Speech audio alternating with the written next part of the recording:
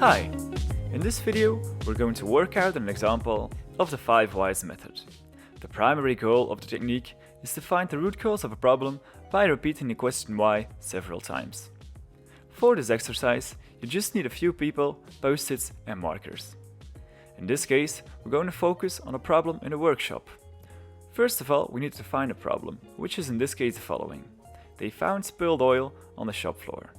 The solution seems quite straightforward, but with the technique we'll go deeper into the issue. The first question that comes up is, why did this occur? It was mentioned that there was a machine leaking. But is this the root cause? Well, the answer is no. But why was the machine leaking?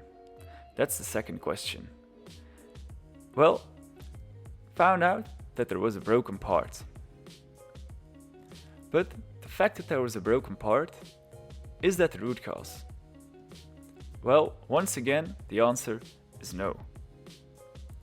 So we go deeper into a third question.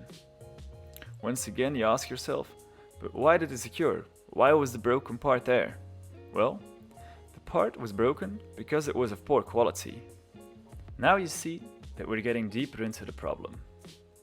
This wasn't the root cause, so we ask ourselves, why did this occur for a fourth time?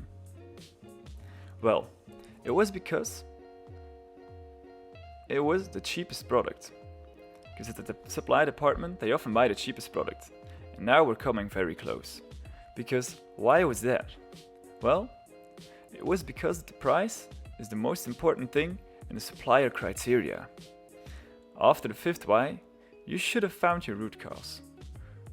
In this case, it is that we only search for the cheapest supplier and not for the best quality. Once you found that, you can write that down in the little box for the root cause. After you found that, you can think about possible solutions. And thanks to the 5 why technique, we were able to identify these possible solutions. Because instead of simply trying to repair the leak, we will now talk with the current supplier and re-evaluate the supplier criteria.